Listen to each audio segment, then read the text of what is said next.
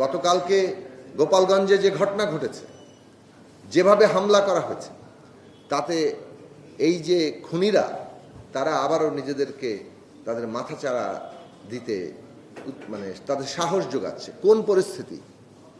একদিকে যেমন এই যে বিচারের ক্ষেত্রে নানা ধরনের সংকট, নানা পর্যায়ে যারা খুনি ছিল তারা কিন্তু যথার্থভাবে শনাক্ত না, বরং ঢালাও নানান রকম মামলা, ঢালাওভাবে যেভাবে লোকজনকে মামলায় যুক্ত করা হচ্ছে, সেই সব কিছু যেন পুরনো প্রক্রিয়ায় অব্যাহত আছে, সেটাই মানুষের মধ্যে প্রতিষ্ঠা করেছে।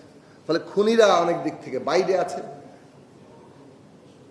এবং তারা মনে করছে এইভাবেই যেহেতু পুরনো প্রক্রিয়াই চলবে, কাজেই আমাদের চিন্তিত হওয়ার কিছু নেই, গায়ের জোরেই সব কিছু প্রতিষ্ঠা করা সম্ভব। দলাদলি, গায়ের জোর, মারামারি, এইটা থেকে ঊর্ধ্বে উঠেই রাষ্ট্র নিজেকে হাজির করে, সার্চ করে। রাষ্ট্র নিজেকে হাজির করতে হলে রাষ্ট্রকে তো উপস্থিত থাকতে হবে, সেটা সে ন্যায় বিচার নিয়ে উপস্থিত হবে। যারা অপরাধী তাদেরকে সে শনাক্ত করবে এবং তাকে বিচারের মুখোমুখি করার সে যোগ্যতা এবং সামর্থ্য রাখবে। রাষ্ট্র সেই জায়গায় পৌঁছাতে পারছে না এবং নানানভাবে আমরা দেখছি। গতকালও দুজন মাননীয় উপদেষ্টা বললেন যে পুলিশ বাহিনী অসহযোগিতা করছে। তো পুলিশ অসহযোগিতা করছে 1 বছর ধরে, এখনো কি আমাদের এই কথাই শুনতে হবে? অসহযোগিতা করলে তার জবাবদিহি কোথায়? কি ব্যবস্থা আপনারা নিয়েছেন? কোথায় কোথায় অসহযোগিতা হয়েছে এবং সেই ব্যবস্থাগুলো কি ঠিকমতো হয়েছে?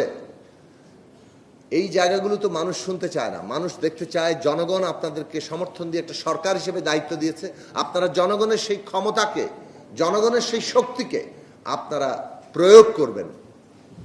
সেই প্রয়োগ অবশ্যই ন্যায় বিচারের উপর দাঁড়াবে, কিন্তু কোথায় ন্যায় বিচার? এই জায়গাটা কিন্তু আজকে মানুষের মধ্যে প্রশ্ন উঠছে। সংস্কারের ক্ষেত্রে আমরা বলবো যে রাজনৈতিক দলগুলো যে প্রক্রিয়ার মধ্য দিয়ে সংস্কারের জায়গা আছে, এইটা আমরা বলবো বাংলাদেশের ক্ষেত্রে এর আগে কখনো দেখা যায়নি। বাংলাদেশে এই জিনিস দেখা যায়নি যে দেশের অধিকাংশ রাজনৈতিক দল যারা ফ্যাসিবাদী বিরোধী লড়াইয়ে ছিল তারা একসাথে বসছে। তাদের মধ্যে নানান চিন্তার পার্থক্য, মতাদর্শের পার্থক্য আছে, কিন্তু এইসব পার্থক্য সত্ত্বেও তারা একসাথে বসে ন্যূনতম একটা রূপরেখা তৈরি করছে। আমরা এই বাংলাদেশে যে অভূতপূর্ব রাজনৈতিক প্রক্রিয়া চলছে একটা সংস্কার বিষয়ে, সেখানে আমাদের ন্যূনতম ঐক্যমত যা তৈরি হবে সেটাই আমরা জাতীয় সনদ আকারে নিব। আমাদের সব বিষয়ে একমত হবে না, তবে আমরা এইটুকু অনুরোধ করতে পারি বিভিন্ন রাজনৈতিক দল এবং দেশের প্রধান রাজনৈতিক দলগুলোর কাছে যে আমরা ফ্যাসিস্টকে পতন ঘটিয়েছি, ফ্যাসিবাদী ব্যবস্থা কিংবা সরকার ব্যবস্থা, শাসন ব্যবস্থা বদলের জন্য রাজনৈতিক দলের সংগ্রামে আমরা এই আওয়াজ তুলেছি। যখন বিএনপি সহ আমরা যুগপৎ আন্দোলন করেছি ফ্যাসিস্ট শেখ হাসিনার বিরুদ্ধে, সেখানে কিন্তু সরকার এবং শাসন ব্যবস্থা বদলের জন্য কর্মসূচি দেওয়া হয়েছে, লক্ষ্য স্থির করা হয়েছে, 31 দফা দেওয়া হয়েছে। কাজেই এই যে সংস্কার, এই প্রশ্নে আমাদের যে আলোচনা চলছে সেখানে আমাদের আবেদন থাকবে যে ন্যূনতম একেবারে আবশ্যকীয় যে পরিবর্তন আমাদের দরকার একটা গণতান্ত্রিক ব্যবস্থার জন্য, একটা গণতান্ত্রিক ক্ষমতার ভারসাম্যের জন্য, সেই জায়গাগুলোতে আমরা ঐকমত্য হব।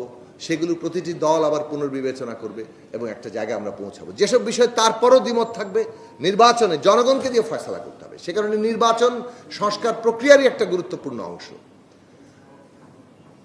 এইখানে আমরা যদি আমাদের একটা রাজনৈতিক ধারণা থেকে এইটা মনে করি যে নির্বাচন হলে তো একদল ক্ষমতায় চলে আসবেই, কাজেই নির্বাচন যত পিছিয়ে দেওয়া যায় তত বোধহয় জনগণের কণ্ঠ প্রতিফলিত হবে।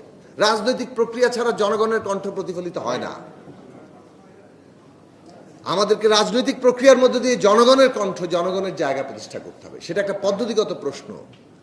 জনগণ কার পিছনে দাঁড়াচ্ছেন, জনগণ কোনটাতে সম্মতি দিচ্ছেন, সেটা খুব গুরুত্বপূর্ণ প্রশ্ন।